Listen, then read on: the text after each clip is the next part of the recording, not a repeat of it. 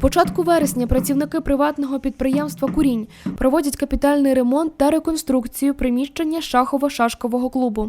Будівля, яка збудована ще декілька десятків років тому, давно потребувала значних змін.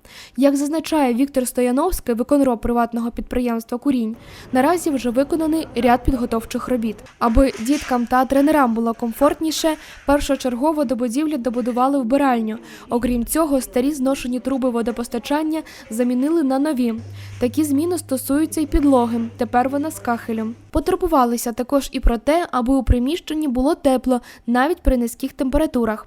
Замінили вхідні та міжкімнатні двері, а в найближчий час планують ще й зовні утеплити стіну. Будівля стара вже, тому об'єм роботи великий треба було зробити.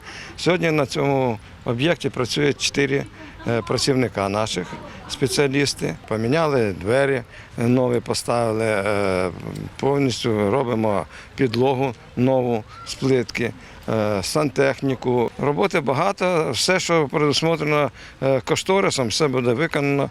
В'ячеслав Конюхов, начальник управління спорту та молодіжної політики, каже, що вже закуплені необхідні меблі. Саме тому після ремонту у шахово-шашковому клубі буде комфортно займатися як дітям, так і дорослим.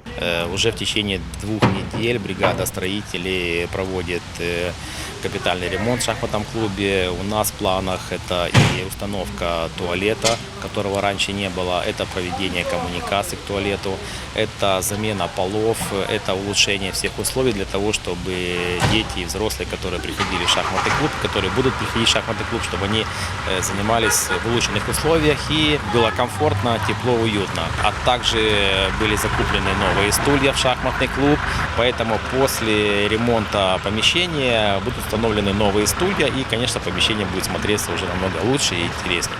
Паралельно проводиться ремонт й у тренерській. До речі, під час змагань саме у ній будуть переодягатися юні спортсмени. А также проводится ремонт в этом же здании, в тренерской комнате. Хотим немножко усовершенствовать тренерскую, потому что сейчас у нас стало очень много игр, и приезжают ребята с других областей, других городов, и хочется, чтобы им было комфортно и уютно. Хотелось бы выразить огромную благодарность руководству нашего города, потому что весь ремонт и закупка мебели проводится за кошты городского бюджета. Спасибо всем депутатам и руководству города, кто весной поддержал нашу идею о том, чтобы реконструировать шахматный клуб.